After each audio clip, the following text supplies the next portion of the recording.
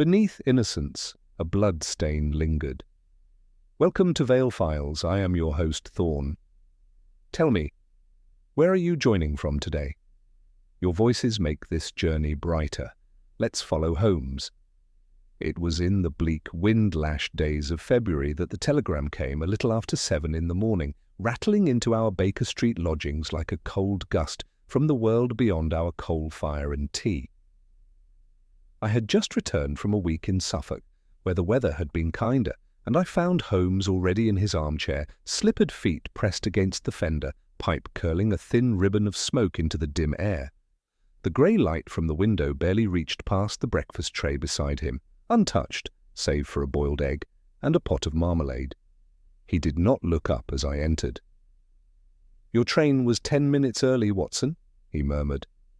"And you took a cab rather than walk, for I see the mud on your cuffs is still damp. Had you walked, the wind would have dried it by now." I smiled as I set down my valise. "The game is afoot already, is it?" Holmes handed me the telegram without a word. It was from Inspector Lestrade. "Murder at Haddon Grange, infant unharmed, family distraught. Please come immediately." Lestrade. "Infant?" I said, rereading the terse line. "Indeed, a woman is dead, but the cradle untouched. Curious, is it not?" Holmes stood now, stretching his long limbs like a feline. "To kill the mother but spare the child, that strikes me as deliberate, and not the work of a common burglar." "Haddon Grange?" I asked. "I've never heard of it." "Nor had I," Holmes replied, already reaching for his coat. "But a short inquiry into the address tells us that it lies some 20 miles beyond Richmond in the country, owned by a Sir Reginald Ashcroft, minor gentry, modest fortune, no public scandal, no debts, at least none recorded. You looked into it this morning?" Holmes glanced at the clock. 5 minutes ago. My informant at the Central Registry is an early riser, and more loyal to curiosity than sleep." Within the hour we were on the road in a hired brougham, the muddy countryside flashing past the windows as Holmes sat with his eyes closed, fingers steepled beneath his chin. He spoke only once during the journey. "Watson," he said, without opening his eyes, "if you were to murder someone in a nursery, what would you remove first?" "The child," I said instinctively. "Precisely," Holmes said. "And yet in this case the child remained. Therefore the child was either the intended witness or the intended message." I looked at him, puzzled, but said nothing. Haddon Grange sat at the end of a narrow lane, ringed with yew hedges and winter-barren trees. The house itself was a respectable 2-story brick affair with ivy clinging like tired fingers to its eastern side. A constable met us at the gate and ushered us inside, where Lestrade waited in the drawing room, hat in hand and moustache bristling with agitation. "Thank God you've come," he said briskly. "I've never seen a scene like it. Most unnatural." "Then you have not been watching the same London I have," Holmes said dryly. "Let us to the body." Lestrade led us through the hall, where I noticed muddy footprints dried into the tiled floor, small, sharp-heeled, not a man's boot. "Have these been examined?" I asked, gesturing. Lestrade shook his head. "The family insisted on keeping everyone out of the nursery except the nurse and doctor, didn't want the child disturbed." The nursery door stood open, and within the morning sun had barely touched the room. It was papered in faded lambs and moonlight-coloured curtains, with a cradle near the fireplace. A young woman lay collapsed near the hearth rug, half-turned, one arm flung beneath the cradle's edge. Her name, we were told, was Eliza Marbury, 25 years of age, nursemaid to the Ashcroft infant for the past year. Her throat had been cut with horrifying precision. But what chilled me, what truly chilled me, was the blood. It had soaked not only the rug but seeped beneath the cradle, pooling in a dark crescent shape below the infant's sleeping form. The child was alive and apparently untouched, nestled in white blankets, gurgling softly in the hush. Holmes stood for a long time without speaking. Then, slowly, he knelt. "Who discovered the body?" he asked. The housemaid, Lestrade replied. At 6 this morning, when she came in with warm milk. No cries in the night? None. The child is known to be quiet, and the mother reported hearing nothing. Holmes's eyes flicked to the cradle, then to the rug, then finally to the fireplace. Doctor's opinion? Death occurred sometime between 2 and 4 in the morning. Blade was narrow, surgical, no sign of struggle, no scream. Holmes leaned over the body. Look here, Watson, he murmured. The nursemaid's hand was curled inward, palm partially closed. Carefully, Holmes pried it open, revealing a single strand of something fine and dark. A hair? I asked. He nodded. But not hers, and not human, I think. He stood abruptly and walked to the cradle. Bending low, he examined the woodwork. Then he stepped back and turned to Lestrade. Has the cradle been moved? No, the inspector said. The mother was insistent. She refused to let us touch it. Holmes paced once around the perimeter of the room, nose twitching as if scenting something faint. Then he stopped before the window. It was locked from within. Very well, he said. Have the grounds searched. I want every inch examined for signs of entry, and speak to the gardener. I assume there is one? Yes, elderly man, sleeps in the groundskeeper's cottage. Good, Holmes replied. Also, I'd like to see Sir Reginald Ashcroft and his wife, separately. Lestrade blinked. Why separately? Because murder may come softly through a nursery door, Inspector, but its footsteps echo in the silences between a man and his wife. He turned back to the body. And I believe the first echo begins beneath this cradle. The sitting room into which we were shown resembled the rest of Haddon Grange, orderly, respectable, and faintly joyless. Pale green wallpaper, horsehair chairs arranged with exacting symmetry, and a portrait of a dour-faced ancestor over the fireplace. It was the kind of room one sat in to receive condolences or to wait for a solicitor to read out a will.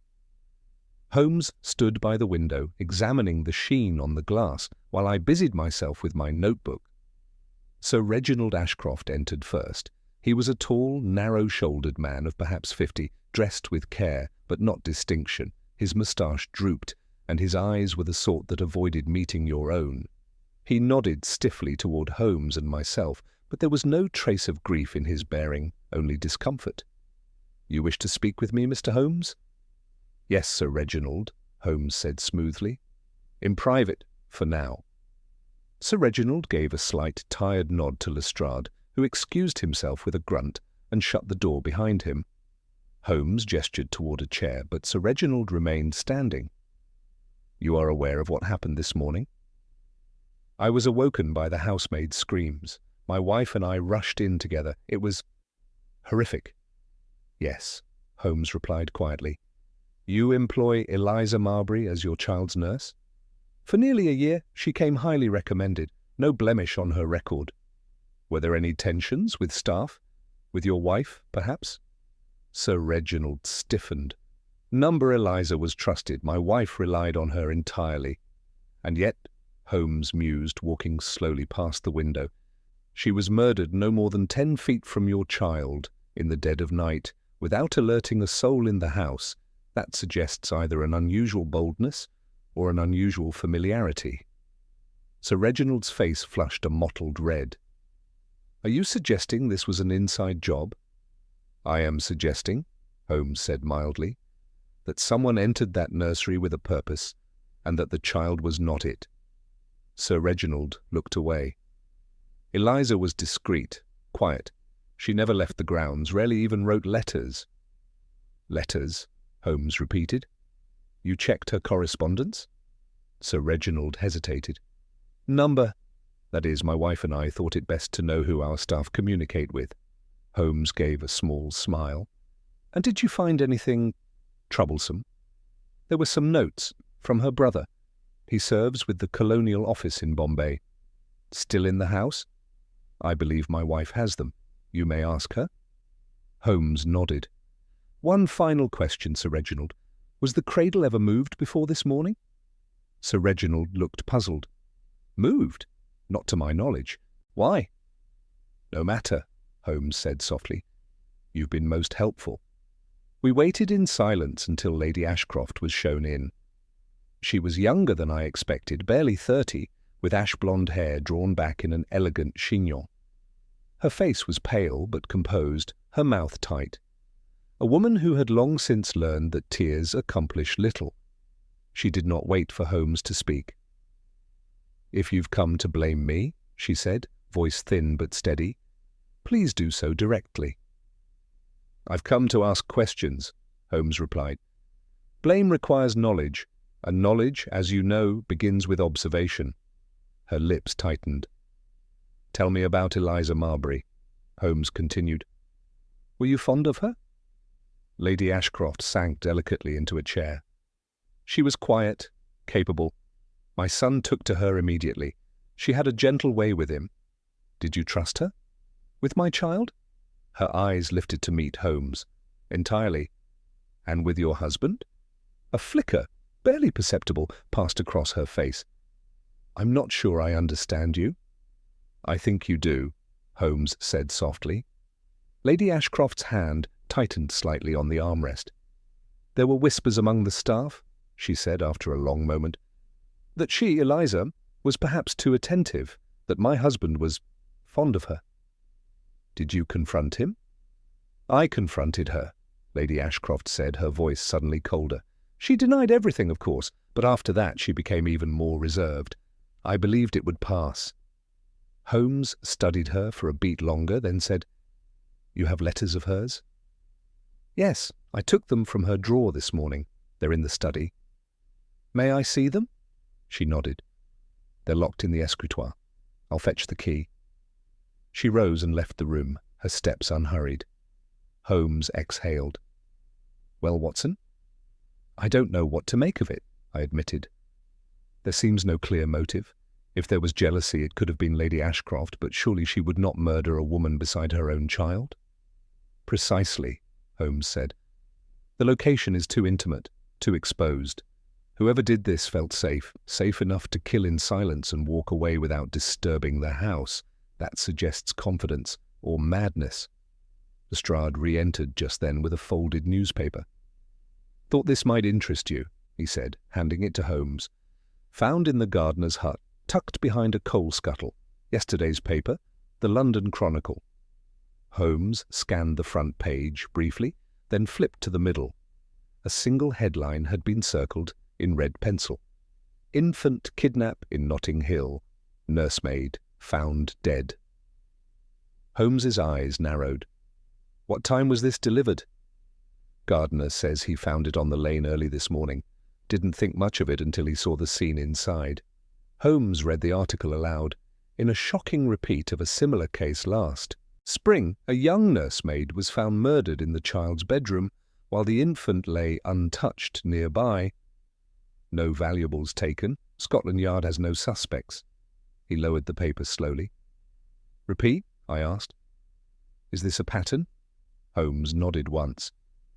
"There was a case 6 months ago in Surrey, same details. Nursemaid dead, child unharmed, no sign of theft. That case was never solved." Lestrade frowned. "So we may have a serial killer on our hands?" "Or something worse," Holmes muttered. "A collector?" I shuddered. "Of what?" Holmes looked toward the nursery door, now closed and silent behind us. "Of moments, Watson, not of things. Someone is playing a ritual of terror, and our victim may not have been the target at all." At that moment, Lady Ashcroft returned with a small silver key. "The letters," she said, holding it out. "They're all in the top drawer." Holmes accepted it without a word and followed her from the room. I lingered behind, glancing once more at the newspaper still open on the table. 2 murders, 2 untouched cradles, and in both cases silence had been the killer's greatest weapon. I began to feel that Holmes was right. This was not the end of something, it was the middle. And the blood beneath the cradle was only the first step in a sequence not yet complete. Holmes unlocked the escritoire with the silver key, his movements deliberate and silent, as though opening a casket that might sigh or scream. The drawer yielded a neat stack of folded letters bound with blue ribbon, the edges curled slightly from handling. Holmes held them in his hand, as if weighing them not just by mass, but by consequence. Lady Ashcroft lingered by the doorway, her back stiff, watching Holmes as though unsure whether to remain or retreat. She did not ask to stay, nor did Holmes send her away. The moment felt suspended. He unfurled the ribbon and examined the topmost envelope. "Addressed to Eliza Marbury," he murmured. "But look here, there's no return address, and the handwriting is unusually regular." He handed the envelope to me, and I saw what he meant. The script was practiced, rigid, and lacked the small irregularities that reveal emotional involvement. It was the kind of hand one might use when filling out a ledger. Holmes slid the letter free. It was brief. "You do not belong to them. You were meant for something greater. Keep the child close. Soon you'll understand." There was no signature. Another letter contained only a poem, cryptic and strange. "A cradle rocks but does not sail. A mother weeps, her effort frail. The watchman waits beneath the stair, while silence hums the evening prayer." Holmes tapped a finger against his lip. "Watson, these are not letters from a brother in Bombay. These are something else entirely." He removed 3 more. All followed a similar tone, unsettling, veiled, with references to the child, to destiny, and to watching from afar. Nowhere did the writer identify himself. Holmes turned to Lady Ashcroft. "Your husband said the writer was Eliza's brother." "That's what he told me," she said quietly. "I never read them." Holmes studied her. "Are you quite sure your husband did?" She flinched almost imperceptibly. "I suppose," I assumed. "Indeed," Holmes said. "So many crimes are birthed in assumptions, Lady Ashcroft. Thank you. That will be all." She inclined her head and withdrew. Holmes remained by the escritoire, still rifling through the drawer. These letters suggest an admirer, or a manipulator, possibly someone within the house. I said, "The reference to keep the child close, was she protecting the child from something? Or hiding something within the nursery itself?" Holmes nodded slowly. "Exactly the question. There is a strange tension here, Watson, a contradiction between the intimacy of the setting and the impersonality of the crime. No sign of forced entry, no signs of sexual assault, no theft, only silence, blood, and letters that speak in riddles." We returned to the nursery. Lestrade had ordered the body removed, but the cradle and rug remained. The child had been taken elsewhere, thank God. The blood beneath the cradle had dried now into a dark, rusty stain. Holmes kneeled beside it again, inspecting the slats of the cradle and the floorboards underneath. "There," he muttered, pointing with the end of his walking stick. "Do you see it?" I bent low. One of the floorboards directly beneath the cradle had the faintest of seams along its edge, a slight depression, not quite flush with its neighbours. Holmes pulled a thin blade from his coat and slid it into the seam. With a click, the board lifted. Within lay a compartment, no more than 6 inches deep, empty. "Empty now," I said grimly, but recently disturbed by the look of the dust. Holmes was already on his feet, pacing slowly. Eliza was hiding something beneath the cradle, something small, something valuable enough to kill for. Lestrade entered at that moment. "We've questioned the groundskeeper. Nothing suspicious. He heard a dog bark around 2 in the morning, but thought nothing of it. The dogs bark nightly, he says." "Which dogs?" Holmes asked. 2 mastiffs kept behind the stables." Holmes's eyes narrowed. "Take me to them." We crossed the frosted lawn behind the house and rounded the corner to the stables. The mastiffs, a pair of thick-necked beasts, rose at our approach, but did not bark. Their eyes were wary, but not hostile. Holmes observed them keenly. "Have they been bathed?" he asked. The stable boy, who joined us now, nodded. "This morning, sir. They had blood on their paws." Holmes's gaze sharpened. "And no one thought to mention that?" The boy looked sheepish. "We thought it was from a fox. Happens sometimes." Holmes crouched beside one of the dogs, lifting its paw delicately. Small cut along the edge, likely stepped in something sharp. He stood. Where were they kept last night? In the kennel, the boy said, pointing to a structure just beyond the stable wall. We locked them in at 10. Holmes examined the lock. It was intact, no signs of tampering. Then how? He murmured. Did they get blood on their paws? We returned to the house. Holmes seemed more alert now, his mind sharpening like a scalpel. He asked to see the cook, the housemaid, and the butler, all of whom gave accounts of hearing nothing during the night. Finally, Holmes asked, "Who sleeps closest to the nursery?" "The governess," the housemaid said. "Miss Clay." "Show me her room." It was on the same floor as the nursery, 2 doors down. The room was Spartan, bookshelves, a small writing desk, and an iron-framed bed. Holmes made a slow circuit, touching nothing at first. Then he paused beside the desk. He pointed to a single book, spine cracked, tucked slightly out of place. "A volume on English folklore," he muttered. He pulled it down and opened it. A page near the end had been dog-eared. There, in faded ink, was an old verse. "Lay not the babe near mirrored glass, nor speak his name at midnight mass. The blood shall tell, the silence keep, and evil find him in his sleep." Holmes closed the book with a snap. "Miss Clay must be questioned, but gently. We do not yet know her role, if any." We found her in the morning room. She was perhaps 30, with severe features and pale grey eyes. She met Holmes's gaze without flinching. "Miss Clay," Holmes began, "you've been with the Ashcrofts for how long?" 3 years, she replied calmly. "I was hired shortly before the child was born." "You were close with Eliza Marbury?" "We were cordial," she said, but she kept to herself. "Did you notice anything unusual in her behavior recently?" She hesitated. "Only that she'd been more withdrawn. Nervous, perhaps?" "Nervous of what?" "I couldn't say."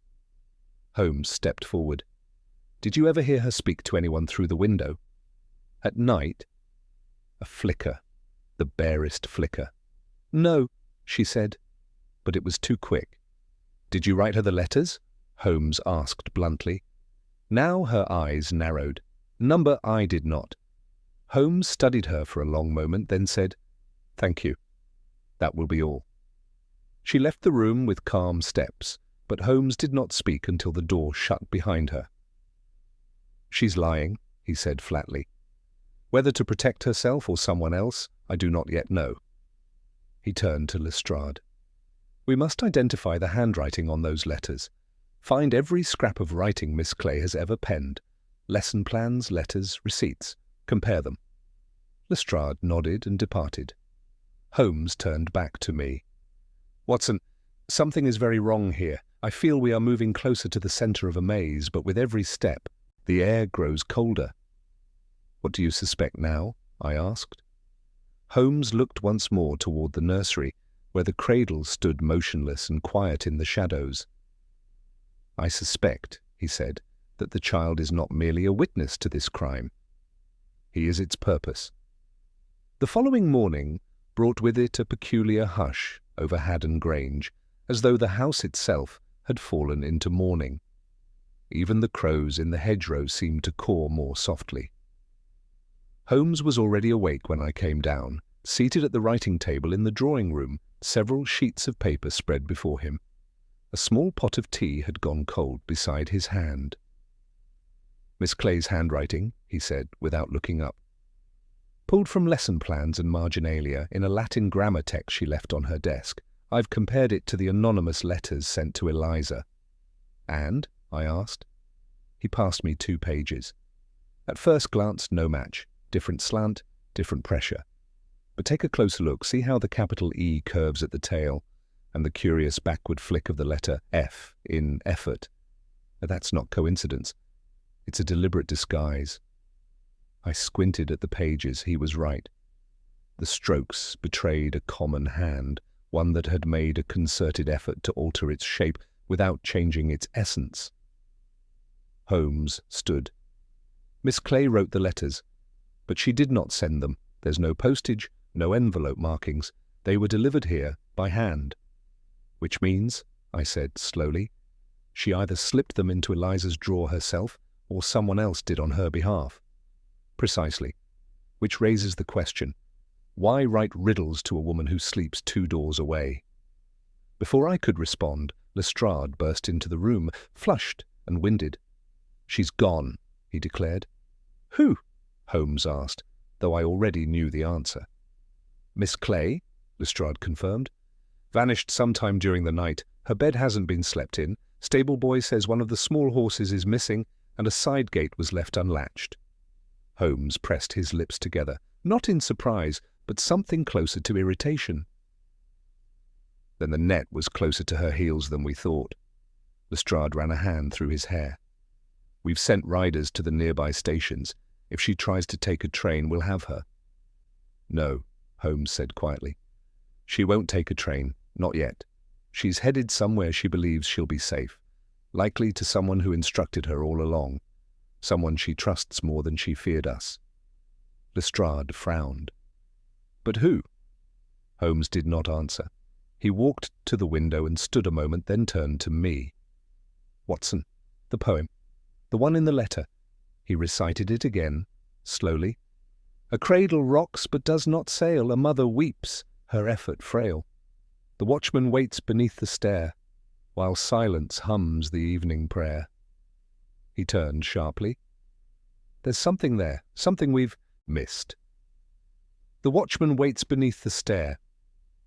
It's not metaphor, it's instruction. Where is the main staircase?"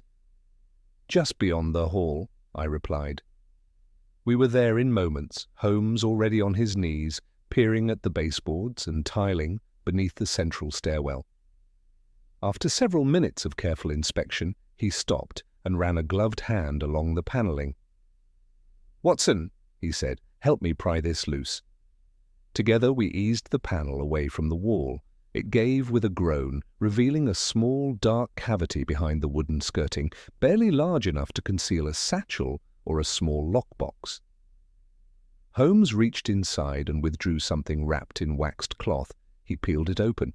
It was a journal, faded green leather, tied shut with string, the initials E.M. barely legible on the corner. "Eliza Marbury's diary," I breathed. Holmes opened it gently, paging through scrawled entries. Some were mundane, references to the child's feeding schedule, weather observations, but others turned darker. He read aloud, "February 3rd, he was outside again." I saw the shadow. "He waits when the house is still." Why me? February 5th, another letter, same handwriting, says to keep the boy near, that the cradle protects him, but from what? February 7th, dreamt of a woman in grey. She wept by the cradle and bled into the floor. Woke to find the child crying for the first time in days. Holmes's voice trailed off. I said, she was terrified. She believed someone was watching, someone feeding her paranoia, or her reality. Holmes turned another page. February 10th, I told Miss Clay. She said I was imagining it, but that night she stood by the cradle, just watching. I pretended to sleep. She whispered to someone, but I couldn't see. Holmes looked up at me. They were working together, but not as equals. Miss Clay was the messenger, Eliza the sacrifice. A knock came at the door. A constable entered with urgency. "She's been spotted, sir, Miss Clay. She was seen at the old chapel by Croft's Hill, half a mile beyond the Grange."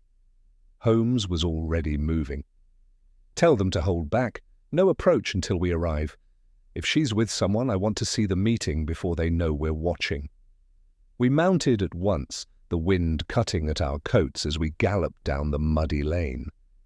Croft's Hill rose in a jagged sweep beyond the trees, crowned by the crumbling silhouette of a chapel long disused. Its stone steeple had half collapsed years ago, and the graveyard behind it was overgrown and forgotten. Holmes signalled for quiet as we dismounted. We crept up the hillside on foot, keeping low, moving between the trees. As we neared the chapel's open doorway, we heard voices, low, strained, desperate. Holmes raised a hand, Peering through the broken arch, we saw Miss Clay, her face pale, her cloak dripping with mud, speaking in hushed tones to a man I did not recognize. He was small, wiry, dressed in a dark overcoat, and he held something wrapped in cloth under his arm. Holmes whispered, "That's not a lover's tryst." "Can you hear them?" I murmured. We edged closer. Miss Clay's voice floated through the gap. "I couldn't stay. They found the journal." The man's reply was sharp. "Then we must move tonight.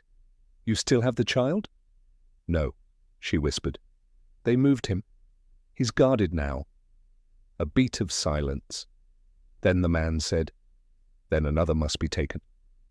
Holmes turned to me, his face suddenly grave. "They're not finished." Without waiting, Holmes stepped into the chapel, revolver drawn. "Not another step," he called.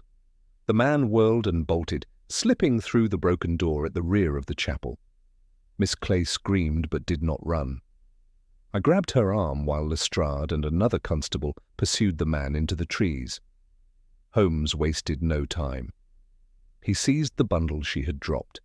Inside was a ceremonial knife, small, curved, with ancient symbols etched along the hilt. Holmes's eyes went cold. Ritualistic, the kind used in certain pagan rites, ones believed to ward off spirits by blood sacrifice. Miss Clay was trembling now, but silent. Holmes crouched before her. "You're not mad, Miss Clay, but someone made you believe you were doing something sacred. Tell me, what were they trying to protect the child from?" She lifted her eyes, and for a moment I saw not cruelty, but the vacant terror of someone who had long since lost her grip on what was real. "The prophecy," she said. "The boy was born under the wrong moon. He was marked. They said he'd bring the house down unless it was done. Unless the blood sealed the cradle." Her voice cracked. Holmes straightened. "She's been conditioned, fed superstition under the guise of doctrine. This wasn't personal, it was ritual." I stared at him. "But by whom?" He glanced toward the trees. "That," he said, "we'll know once they bring back the man who fled. And when we do, Watson, I believe the full shape of this darkness will reveal itself." The wind moved restlessly through the trees as we waited outside the chapel, the sky dimming into late afternoon with a promise of rain. Miss Clay sat on a low stone, cloaked in silence, her fingers knotted tightly in her lap. Holmes paced slowly in the underbrush, eyes never straying far from the path Lestrade and the constables had taken. Every so often he paused, head tilted as if listening, not just for footsteps but for the shape of the coming truth. I remained near Miss Clay, watching her pale face closely. Though her mind was tangled in superstition and fear, there was no madness in her manner, only someone who had clung too long to the wrong voice in the dark. A cry broke the stillness, then shouts, "Stop him!" followed by the crashing of boots through bramble. Holmes straightened at once, eyes sharp.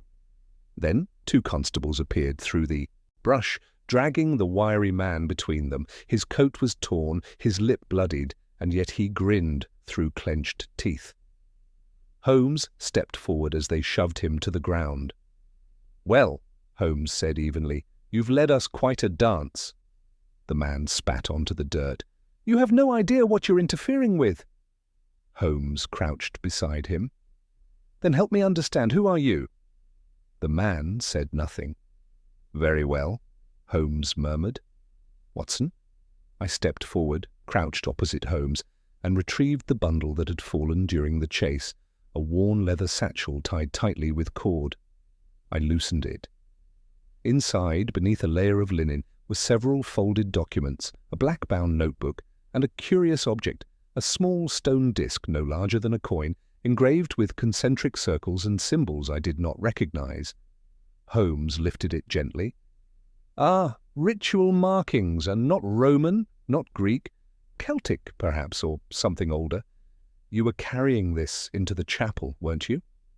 Still, the man said nothing. Holmes examined the notebook next, flipping through pages of tight, frantic handwriting. His eyes narrowed as he skimmed. "Watson," he said softly, "these are instructions." I leaned over his shoulder. The pages were filled with schedules, locations, phrases in Latin, and something far more chilling, childbirth dates. Holmes tapped one line. February 9th, Haddon Grange, male child, nursemaid. Ready. He turned the page. March 3rd, Norfolk, female child, ceremony to follow under moonless night. Watson, this is not just one house. This is an entire pattern. The man on the ground laughed. You won't stop it. The order has roots deeper than you can dig. Holmes looked down at him. And yet here you are, caught in a rootless chapel, chased down by men with boots and brass whistles. The man glared at him. We are preserving the bloodlines. You meddle in forces you cannot comprehend.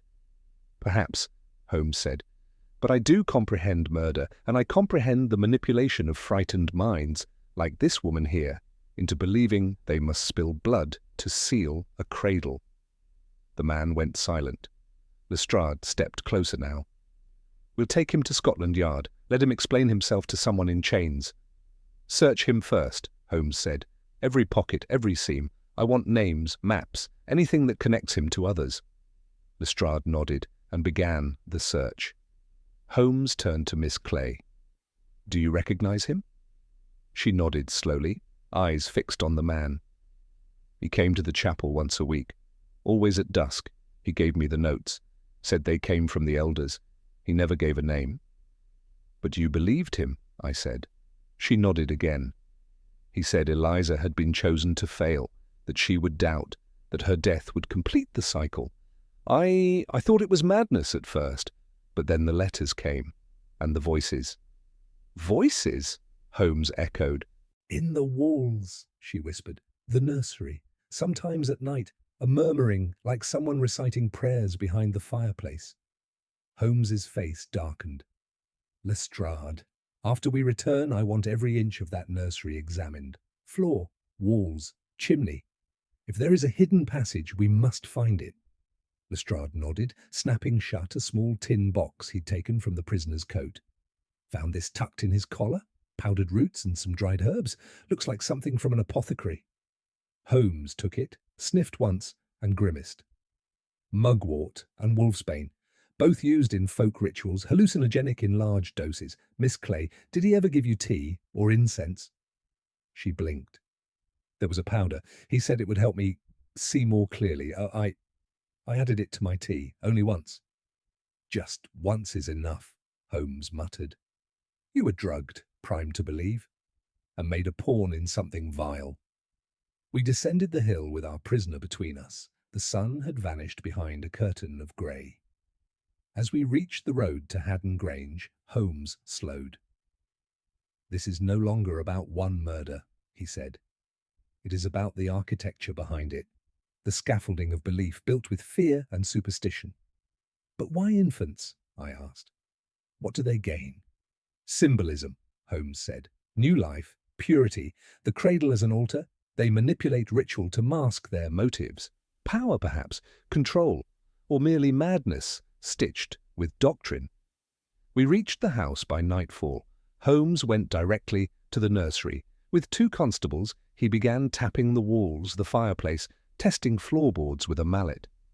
Miss Clay remained under guard in the drawing room, her head bowed low. Lady Ashcroft, having been informed of the events, sat pale and still beside her husband, both silent with a shared, baffled dread. At last, a hollow sound rang from the rear wall, behind the nursery armoire. "Help me move this," Holmes ordered. Together they shifted the heavy cabinet aside, revealing what had once been a sealed service panel, nearly invisible to the casual eye.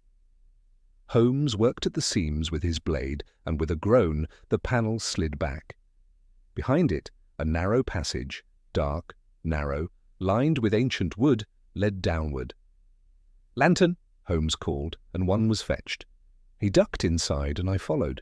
The air grew musty within seconds. The corridor twisted, then opened into a cramped chamber no larger than a pantry.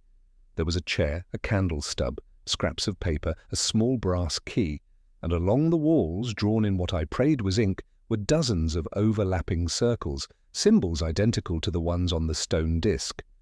Holmes turned in the flickering light. Someone has been watching, listening, living in the walls. He picked up one of the scraps of paper. A map of the Grange itself, with several chambers marked with red crosses. One of them was the nursery. "This is the source," Holmes said. "The order, the whispers, the madness, it all flowed through this passage. They wanted the child to be part of a story they invented, and Eliza, she was the first to doubt it, so she had to die." We returned to the nursery, sealing the passage behind us. Outside, Lestrade waited.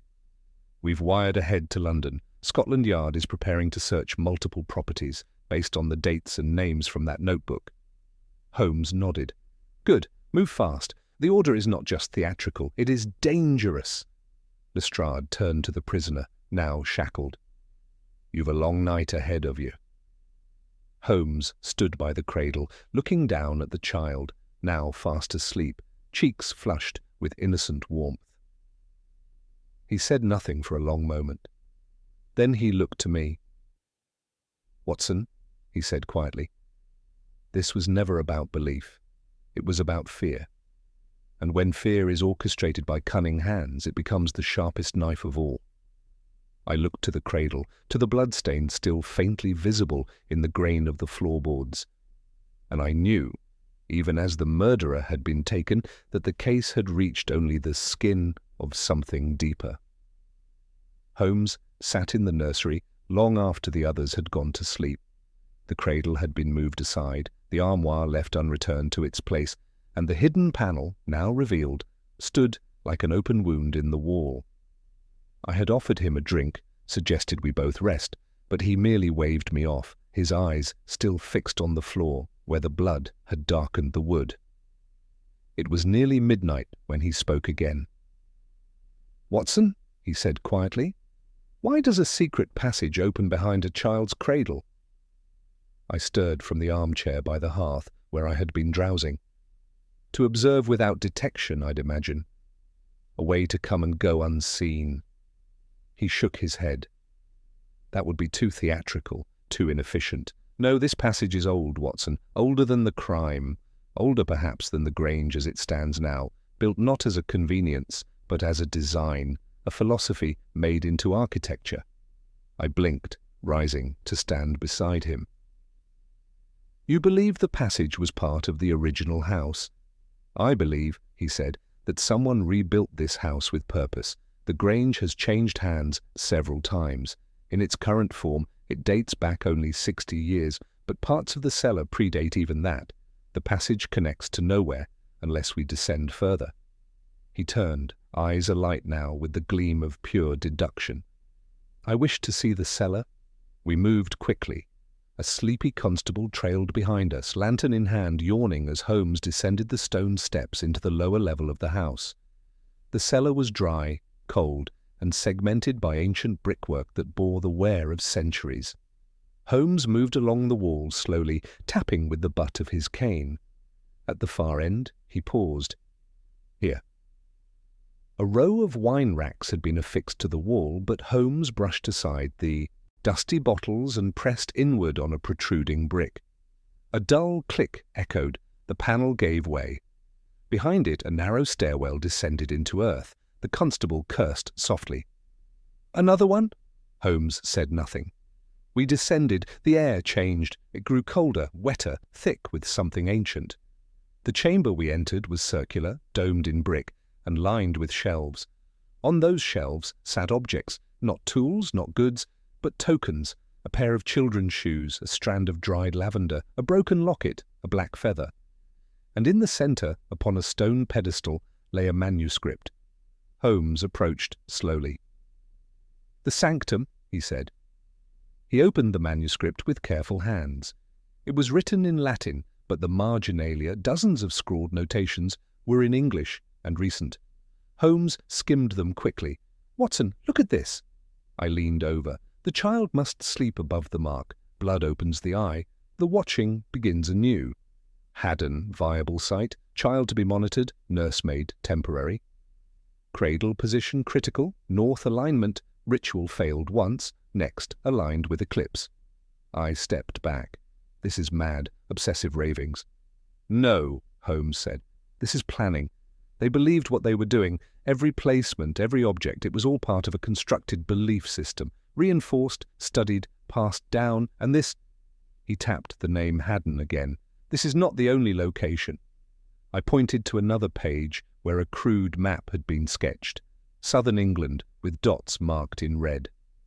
Watson, Holmes murmured, we've found the nerve centre, but the network remains.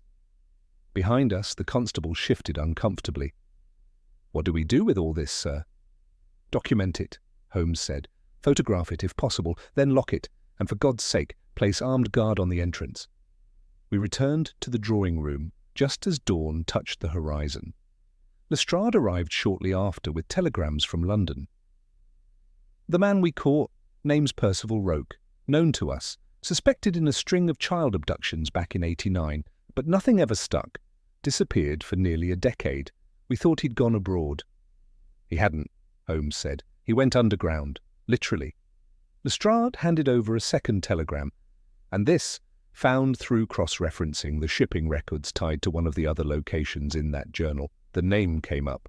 Holmes read the slip. Edgar Hargrave, a merchant, imports books, antiquities, and, if I recall, owns a modest property just outside Canterbury. The same marked in the manuscript, I said. Holmes looked up. Then that is where the trail leads. Lady Ashcroft entered then, holding the child in her arms. Her face was worn, her eyes rimmed red, but her voice was steady. I heard you returned. Holmes bowed slightly. My lady, I must ask, was there ever anything unusual about your son's birth? Circumstances, perhaps, or advice given to you at the time? She looked confused. Number A, difficult labour, yes, but nothing out of the ordinary. Though... She hesitated. Yes. There was a man, a visitor. Came to the house during my confinement. Said he represented the Midwife's Guild, offered a blessing. Holmes's expression froze. What did he look like? Tall, pale, spoke in a quiet voice. I never saw him again. Holmes glanced at me, and I felt the hairs rise on my neck. Did he touch the child? Yes. He placed a charm beside the cradle, said it would protect him. Holmes exhaled slowly. And where is that charm now? She frowned. I threw it away years ago. But it was placed directly beneath the cradle? Yes. Holmes nodded, the pieces sliding together behind his eyes. Watson, he said. The entire ceremony was staged from the first moment. From the day of the boy's birth, they marked him, positioned him, built a cradle over a passage in a house they purchased years earlier, hired the nursemaid they intended to sacrifice, and when she began to suspect, they manipulated her, isolated her, and made her death part of the script. Lady Ashcroft clutched the child more tightly. What do you mean, part of the script? Holmes looked at the infant now sleeping soundly in her arms. I mean that your child was to be a symbol, a vessel, an heir, not to a fortune, but to a myth, and you would never have known. It would have happened around you, quietly, neatly, with just enough horror to leave questions that could never be answered. Lestrade stepped forward. We'll keep guards on the house for now. No one comes near him. Holmes nodded. And track Edgar Hargrave. If Roke was his finger, Hargrave is the hand. That night, Holmes and I sat once more in the nursery, watching as the wind brushed gently against the panes. The blood had been scrubbed from the floor. The cradle stood again, but now empty. You think they'll try again? I asked. Holmes didn't answer at first. Then, slowly, he said, Not here. This theatre is closed, but the play is still being performed, Watson, somewhere else, other children, other cradles. The question is no longer why, it is how many. He tapped the edge of the cradle, once, gently, and how far they are willing to go. The following morning brought with it a change in the air, not relief, but a deepening, as if some unseen weight had settled more firmly upon the house. Rain tapped gently against the windows of Haddon Grange as Holmes and I prepared to leave. The cradle stood empty now, not for safety, but by decision. Lady Ashcroft had quietly moved the child to a neighbouring estate under guard, away from the watchful walls and hidden passages of the nursery. Holmes had not discouraged her. Lestrade stood at the foot of the steps with a sheaf of telegrams and a grim expression. "We've received confirmation," he said as we approached. "Hargrave owns 2 additional properties, one in Canterbury as noted, and another farther north in Yorkshire, both listed under different holding names. We believe one of them may be used for similar operations." Holmes took the telegrams, scanning the details. "And the Canterbury estate?" "Vacant. The caretaker hasn't seen Hargrave in over a year, but there's a locked cellar he was never permitted to enter. We've men on their way there now." Holmes handed back the pages. "We'll join them. I want to see the site before it's touched." As the carriage pulled away from the Grange, I looked back once. The tall windows of the house stared blankly after us, the ivy trembling against the brick like veins beneath aging skin. A structure with memory, I thought, one that had long since forgotten comfort. We reached Canterbury just after noon. Hargrave's estate lay west of the cathedral, tucked behind a row of dormant orchards and shielded by a wrought iron gate rusted at its hinges. The house itself was modest, Georgian in style, with weather-stained stone and shuttered windows. A constable waited by the entrance, nodding briskly as he led us inside. The interior was oddly barren. No artwork, no furnishings save for a few chairs and not a single mirror. The walls bore no signs of recent habitation, and yet the air felt lived in, dry but not stale, as if someone had occupied it in intervals.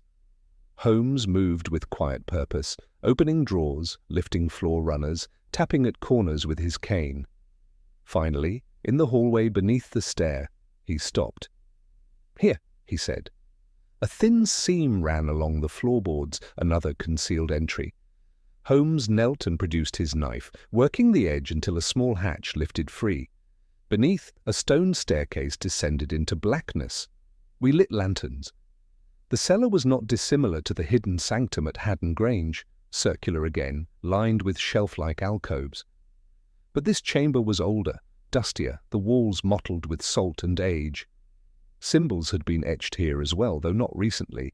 These markings were faded, nearly erased by time, and layered over with more modern inscriptions. Someone had inherited this space and repurposed it. Holmes ran his fingers along one wall. "These marks are older, 17th century perhaps. Witchcraft trials were common in Kent during that period.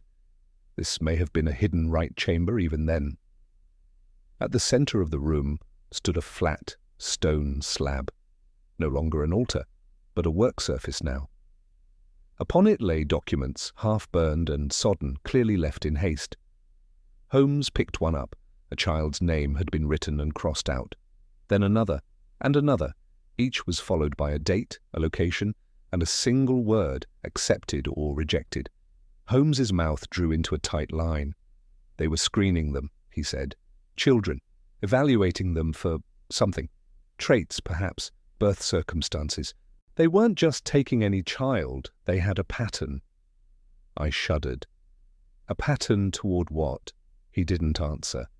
Instead, he moved to the far side of the room and found a leather-bound book tucked behind a loose brick. He opened it slowly. "Watson," he murmured, "this is a ledger." The entries spanned decades, names, dates, locations, marked with cryptic symbols. Some had annotations in ink, faded to rust. Too late, vessel impure, success, trial failed. The last entry was dated 3 weeks prior. Name, George Ashcroft. Location, Haddon Grange. Status, initiation, begun below it, a smaller scrawl. Witness removed, guardian uncertain. Dear God, I breathed, they meant to continue, even after Eliza's death.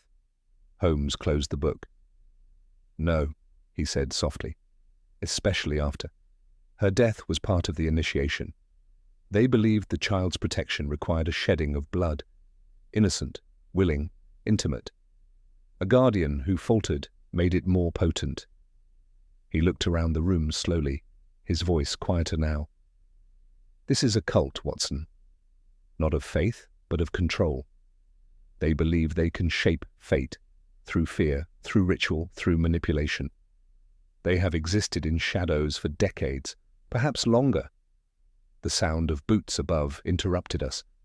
Lestrade descended, a pistol at his hip. "We found something in the attic," he said. "Thought you'd want to see it." We followed him back up, past the bare rooms and unlit corridors to a narrow stair leading to the roof space. The attic smelled of dust and old straw. A trunk had been pried open. Within were bundles of letters, hundreds, perhaps thousands. Some bore seals, others were unsigned. All were written in the same even, affectless hand. I lifted one. The child in Hastings failed to respond. His dreams remained unformed, terminated. The mother compensated and relocated. No complications. Holmes examined another. The Ashcroft line has proven promising. Resilience in the boy, quiet temperament, mark intact. If the cradle is maintained, the sequence will be unbroken. Lestrade stood beside us. "We'll need to catalogue all of this." Holmes nodded absently, lost in the implications. "They're building something," he said at last. "Not a religion, not an empire, a myth. One with rules and symbols and structure. A myth designed not to control belief, but to control reality through those who believe in it." He turned away from the trunk, his expression unreadable. "We need to find Hargrave." Lestrade frowned. "No sign of him. But if he's gone to the northern estate, we'll have men there by nightfall." Holmes looked out the small attic window toward the grey fields beyond. "He's not hiding. He's preparing." That night, we returned to London. The ride was quiet. Holmes said little, eyes half closed, his mind clearly working at some private calculus. I didn't disturb him. We arrived at Baker Street near midnight. Mrs. Hudson greeted us in her dressing gown, pale with concern, but Holmes merely nodded and ascended the stairs in silence. Once in our sitting room, he stood by the fire for a long time, staring into the flames. Then he spoke, voice distant. "They think they've tapped into something ancient, a current beneath the surface of the world, but what they've truly tapped into is fear. And fear, Watson, when fed and bred and passed from one generation to the next, becomes indistinguishable from truth." He turned to me. "I must speak with Mycroft. This has political implications. Some of the names in that ledger, they belong to families of power, influence. If this order has tendrils in government, in policy—" He broke off. I poured us both a drink. "You believe it goes that deep?" "I believe," Holmes said, "that the child at Haddon Grange was only one candle in a vast, dark hall, and we have just begun to see its walls." He drank, then turned back to the fire. "Tomorrow we hunt Hargrave, and if my instincts are correct, we shall find not a man in hiding, but a man ready to continue." The following day dawned cold and silver, the sky above London the colour of old tin. Holmes had risen early, and when I emerged from my room, I found him at his desk, poring over 3 maps, Kent, Yorkshire, and the wider rail system connecting the two. Red circles marked various properties, all linked now by the documents recovered from Hargrave's estate. At the centre of the Yorkshire map, drawn with the faintest pencil stroke, was a name I had not yet heard. "Thistlebrook," Holmes murmured, without lifting his head. "A small hamlet outside Richmond, tucked between the dales. Few residents, one church, and according to the deed records, one abandoned rectory owned quietly by a shell trust linked to Hargrave's antiquities business." "Is that where you believe he's gone?" I asked. Holmes tapped the map. "Number than I believe he's always been there. All the other properties were distractions, shells to fragment attention. But this one, this is where the myth was born." By noon we were on a train north, the landscape growing colder and more austere the farther we went. Holmes remained silent most of the journey, gazing out the window as the grey fields rolled past. Once or twice he opened the small black notebook recovered from the Canterbury cellar, flipping to pages covered in circles, slashes, and annotations I could not decipher. "We are not tracking a man," he said finally, "but an idea." And ideas, Watson, are harder to corner than any fugitive. We reached Thistlebrook under a gathering dusk. The village was a crooked cluster of stone cottages, sheep fields, and winding lanes. The station master, a bow-legged fellow who seemed perpetually damp, had heard of no one matching Hargrave's description, but when Holmes asked after the old rectory, the man's expression grew taut. "No one's used that place in years," he said. "Locked up tighter than the bishop's wine vault. But there's a light seen sometimes, late. Strange goings-on, if you ask me." Holmes thanked him curtly, and we proceeded on foot, our boots muffled by the heavy mist that crept up from the moor. The rectory stood at the edge of the village, just beyond the overgrown cemetery. A long two-story structure, its windows boarded save for one on the upper floor, where a single oil lamp burned behind a tattered curtain. Vines curled up the sides like skeletal fingers, and the wind whistled through the cracked eaves. Holmes paused before the gate. "Look there," he whispered. "Tracks. Fresh indeed. In the soft earth were footprints, narrow, deliberate. A single man moving alone." We circled to the rear, where the kitchen entrance had been forced recently. The frames splintered. Holmes pushed the door inward, revealing a corridor choked with dust and darkness. We stepped inside.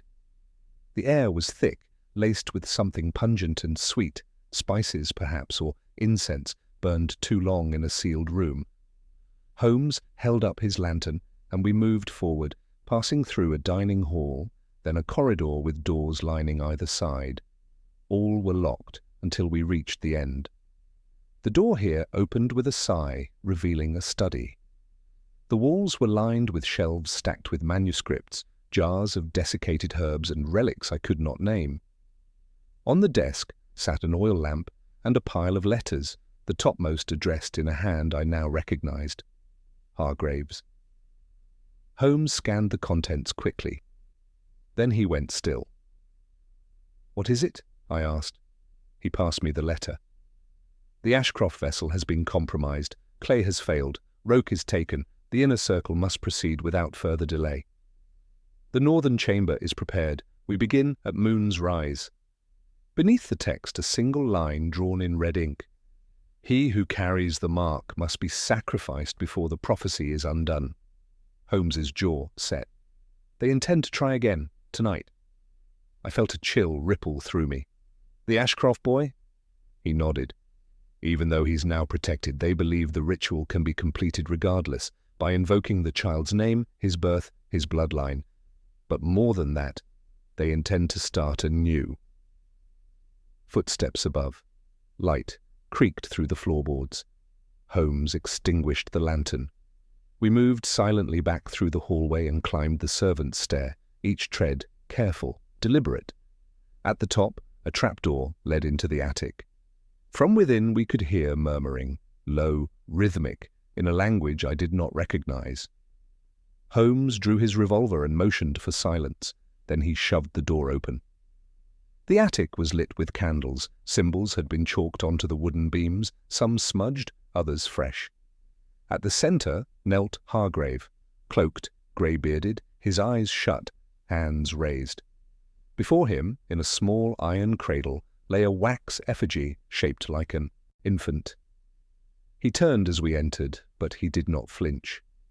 "You are late," he said calmly. Holmes stepped forward.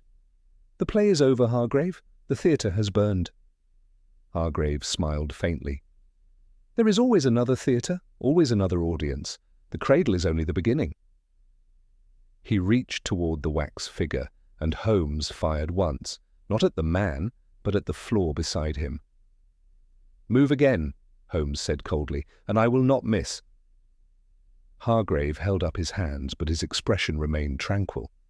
"You cannot kill the myth, Mr. Holmes. It has lived too long." Holmes stepped forward and kicked the cradle aside, scattering chalk dust across the boards. "No," he said, "but I can expose it, strip it of shadows, and myths, when left in the daylight, rot." Lestrade's men arrived within the hour, having followed our prior instructions. Hargrave was taken into custody without struggle. His possessions were catalogued, including volumes of ritual texts, symbols of membership to a secretive society known as the Fourth Circle, and detailed genealogical records tracing numerous families, Ashcroft among them. As we stood beneath the flickering attic candlelight, Holmes turned to me. "They never meant to steal children," he said. "They meant to anoint them, shape them into fictions that would become real by repetition and belief." "And Eliza?" I asked. "She was the first to resist, and so to them she became a necessary offering. The act had to be witnessed by innocence. That was the horror. Not just murder, but performance." We left the rectory in silence. Back in London, the case made little noise in the press. The order's connections were quietly suppressed, their documents confiscated, their name buried. But Holmes compiled a private report, a detailed archive of every step, every symbol, every lie, wrapped in reverence.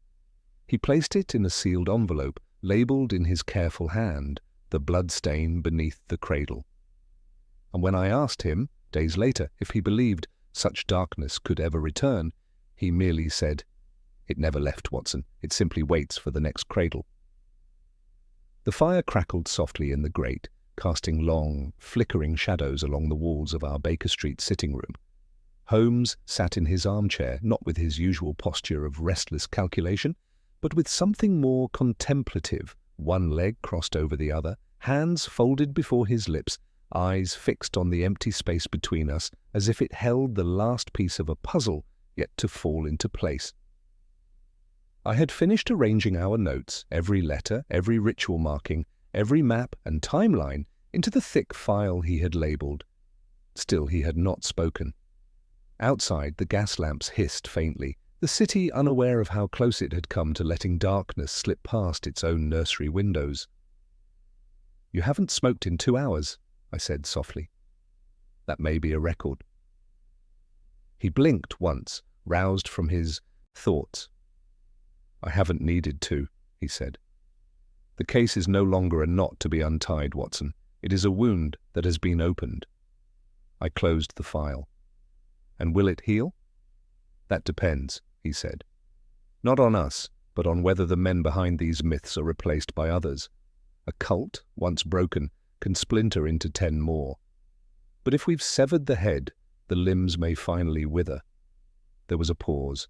Then he added, "Hargrave has not spoken since his arrest." I nodded. "Lestrade said the same. He eats, he sleeps, but he says nothing." "Because in his mind," Holmes murmured, "he already succeeded. He doesn't require belief from the outside world. He only needed enough people to obey the illusion until it carried its own momentum." I looked to the fire. "And what of the child?" Holmes reached for the telegram on the table beside him. It had arrived earlier that day. "Lady Ashcroft has taken George abroad. Switzerland, under a new name. The Crown arranged protection through Mycroft's channels. She agreed to leave quietly in exchange for silence on her husband's connection to the Order." "And Sir Reginald?" Holmes's expression hardened slightly. "He knew more than he claimed, perhaps not the rituals, but certainly the recruiting.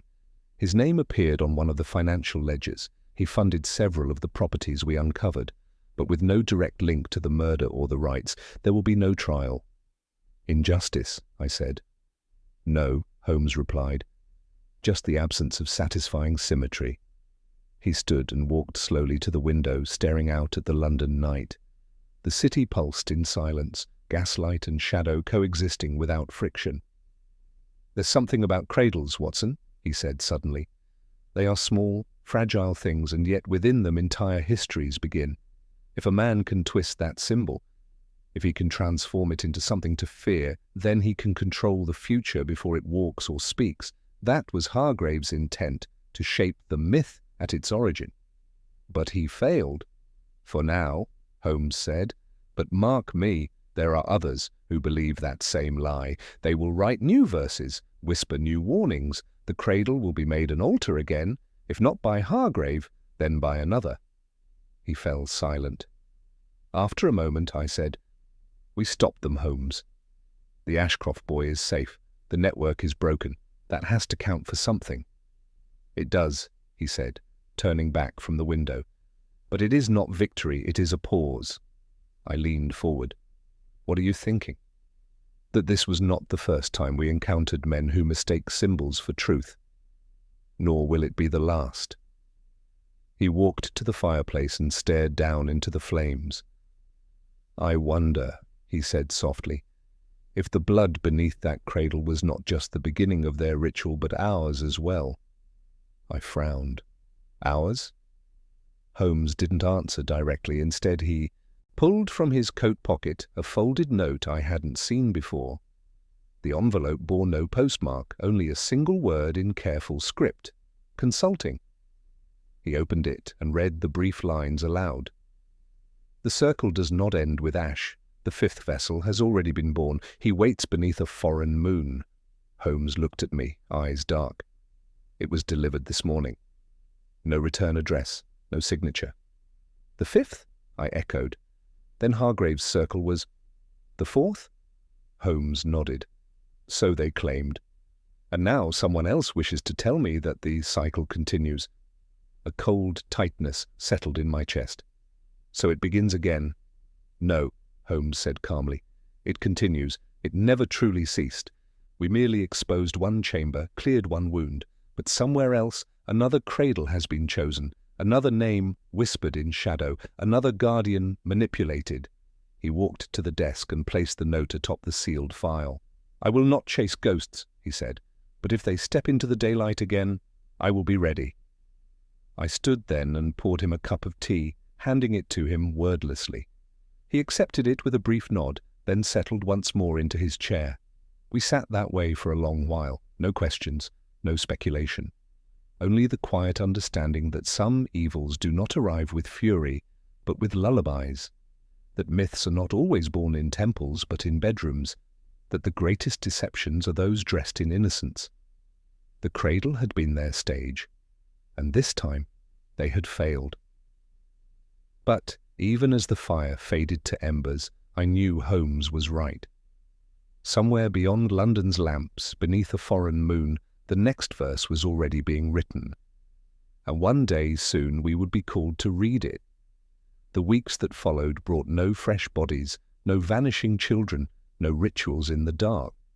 For a time it seemed that the shadow cast by the order had truly been dispersed, yet Holmes remained uneasy. There was no restlessness in him, none of the familiar irritation that came in quiet times, but rather a slow-burning vigilance, like a man walking the edge of a deep ravine, waiting to hear the gravel shift beneath his feet. The note referencing the fifth vessel had not been traced. Mycroft's men combed the city for its origin, inspecting station logs, paper mills, ink merchants, nothing. No fingerprints, no fibres, no second clue. It had arrived in the Morning Post like any other envelope, slipped between advertisements and a bill from our butcher. And so Holmes waited. He did not chase shadows, as he had said, but he rearranged the maps on our wall. He reviewed every letter, every chart, every whisper that had come from Hargrave's captured circle. He moved through the world as a man who had glimpsed the architecture of something larger than a case, something patient, something alive. Then one night in early April, the summons came. It was just past midnight. The lamps outside flickered in the spring wind, and the city breathed a softer rhythm. I had gone to bed early, the weariness of long days and long thoughts settling behind my eyes. Holmes was still downstairs, cross-referencing names from the Fourth Circle's ledger with Mycroft's government archives. I was half asleep when I heard the door downstairs open, not with alarm, but with deliberate calm. I rose and descended, still in dressing gown and slippers. When I entered the sitting room, Holmes was seated in his chair, a small slip of paper in one hand, the other holding a fresh cigarette that had yet to be lit. He looked up slowly, eyes sharper than they had been in days. "It's begun," he said quietly. I crossed to him. "What's happened?" He handed me the paper.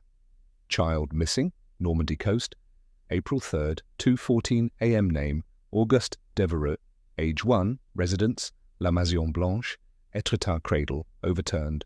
Blood on floorboards. No sign of forced entry. My skin prickled. France, I said. But the pattern. Holmes nodded. The exact same, down to the placement of the cradle, down to the age of the child. He stood now, not with haste, but certainty. I will need my coat, and my violin. Your violin? For the train, he said simply. I suspect we'll arrive before the mother has stopped screaming. I hesitated. Do you believe this is the 5th? I believe it is the echo of what was nearly done, at Haddon Grange, he replied. And if we do not intervene swiftly, the echo will become a chorus. We left within the hour. Mycroft had arranged passage by private rail to Dover and a steamer to Le Havre. By the time the sun lifted over the channel, Holmes and I were already on the road to Etretat, a coastal village clinging to white cliffs like ivy to stone. The gendarmerie met us at the villa. It was a modest estate, perched above the shore with windows overlooking the restless tide. The child's mother, Madame Devereux, was sedated. The nursemaid, alive, was being questioned. Holmes went first to the cradle. It had been righted by the authorities, but the stain beneath it remained, sharp and dark against the pale floorboards. Holmes knelt, brushing his fingers over the dried edges. Same depth, he murmured. Same pattern.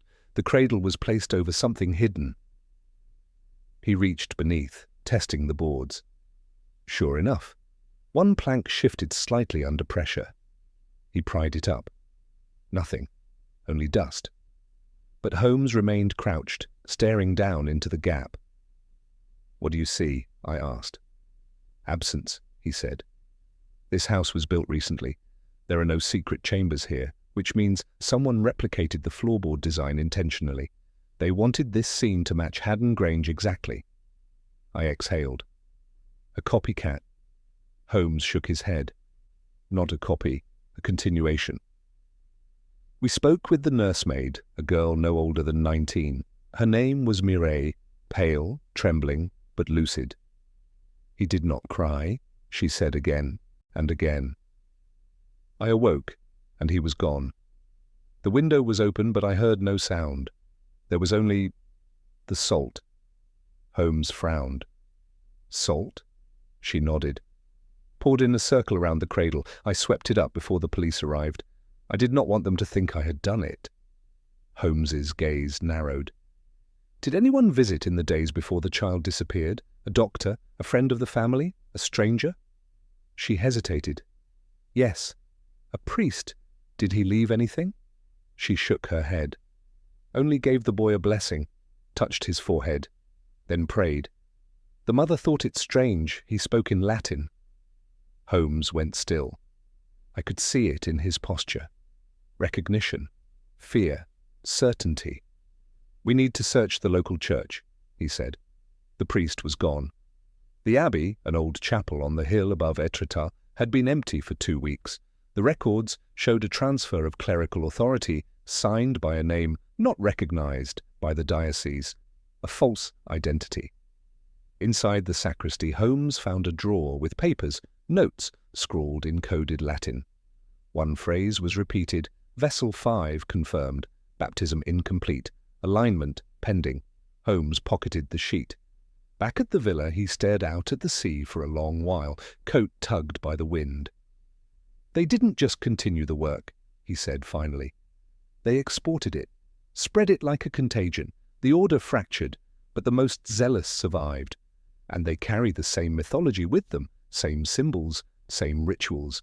Only now they wear new faces, speak new tongues. And this child? I asked. He didn't answer right away. Then, slowly, he may still be alive. If the ritual is incomplete, they will wait for the proper conditions, just as they did at Haddon Grange, which gives us time. And where will they take him? Holmes turned from the sea. I do not know yet, but I know what they need. A cradle, a name, a room with no witnesses, a place where silence is older than the stone. He walked past me, heading back toward the villa. We return to London, he said, and we prepare for war. For the first time in my long years with Holmes, I did not doubt the word. It was no longer a mystery we pursued, but a doctrine. And the next name in their scripture was not yet written. But it would be. And Holmes would be waiting. The telegram arrived precisely 5 days after our return to Baker Street. It bore no signature, no official seal, only a single line typed in clipped French. "The Cradle has been moved to Carcassonne." Holmes read it once, then folded it slowly and placed it beside the sealed dossier on our table. He did not speak. He did not need to. I knew from the stillness in his frame, from the way he held his fingers steepled beneath his chin, that the pattern had resolved at last into something complete. He stood. "Carcassonne," he said, "an old fortress, walled, isolated, ideal for ceremony, inconvenient for intervention." Within hours, were aboard a train heading south through France, the spring countryside rushing past in gentle greens and golds. Holmes was silent the entire journey, only breaking the stillness to reference the black ledger retrieved from Hargrave's sanctum, now cross-annotated in his own hand. Near its final page, I noticed an entry I had not seen before. "Vessel 5, August, final right scheduled upon eclipse." I looked up. "There's an eclipse." Holmes nodded. "Tonight, just before midnight." We arrived in Carcassonne under a moon that had already begun its slow retreat behind shadow. The citadel loomed above us like a slumbering behemoth, all dark towers and medieval stonework, lit only by a handful of lanterns flickering in the narrow alleys. The local police had been instructed to remain at a distance. Mycroft had pulled the necessary threads in quiet. Holmes and I would go in alone. The information provided in the telegram led us to an old cloister tucked against the eastern rampart, long abandoned and now under restoration. Scaffolding clung to its outer walls, but inside the place had been transformed. The nave was swept clean, cleared of rubble, and illuminated by candles set in geometric rows. And there, at the centre, stood the cradle. It was unmistakably the same model as that at Haddon Grange, same height, same curvature, same faint inscription along the arching wooden beams. It was as if the object itself had been cloned from memory. And within it, swaddled, still, lay Auguste Devereux. 3 figures in dark robes stood in silence nearby, their heads bowed, murmuring in tones too low to carry. The 4th figure, familiar now in posture and gait, stood over the cradle, a hand raised as if mid-sermon. Holmes did not wait. He stepped forward with authority, revolver in one hand, voice carrying with sharp precision, "Step away from the child slowly." The central figure turned. It was Hargrave, or rather, someone who bore his likeness too closely to be coincidence. "You were hanged," I whispered, stunned. Holmes answered for me. "No," he said quietly. "Hargrave was executed. This is his brother." The man inclined his head, smiling faintly. "Half-brother," he said. "But yes, the line continues." He gestured to the cradle. "You cannot stop this. It has been written." Holmes advanced another step. "Nothing is written, only repeated, and you, like your brother, are only reciting borrowed myths." "The myths are stronger than men," the figure said. "Men die, but myths pass between bloodlines." Holmes's eyes were cold. "And yet here you are, alone in a ruin, preaching to silence. The rite is nearly complete." Holmes stepped to the cradle and looked inside. The child stirred but did not cry. "No," Holmes said, "it never began. The moment you copied the original setting, you broke your own doctrine. There is no spontaneous will in mimicry, only fear. You tried to resurrect. Power by repetition, but all you've done is reveal your dependence on symbols you no longer understand." He lifted the child gently, wrapping him in his own coat. "You needed us to believe the cradle held meaning," he said. "But meaning cannot be conjured by ritual alone. It must be felt, lived, believed." The others did not resist. Perhaps they knew it was over. Perhaps they were waiting for something else entirely. Police arrived minutes later, summoned by signal from the alleyway. The robed men were taken without incident. The so-called Hargrave offered no protest, only watched Holmes with something like quiet envy, as if he knew he had lost not a war, but a story. We returned to London with the child safely delivered into French care. Madame Devereux wept upon seeing her son, though the boy, mercifully, would remember none of it. And in Baker Street, days later, Holmes placed the final file atop the thick stack of papers, bound with string and sealed with wax. He handed it to me. "You may publish this some day," he said. "If the world ever begins to forget what myth can do when dressed in ritual and soaked in blood." I asked him, "What will become of the order?" He sat down slowly. "It will fracture again, but this time without its head, without Hargrave, without his brother. The rituals are broken, the cradles are gone.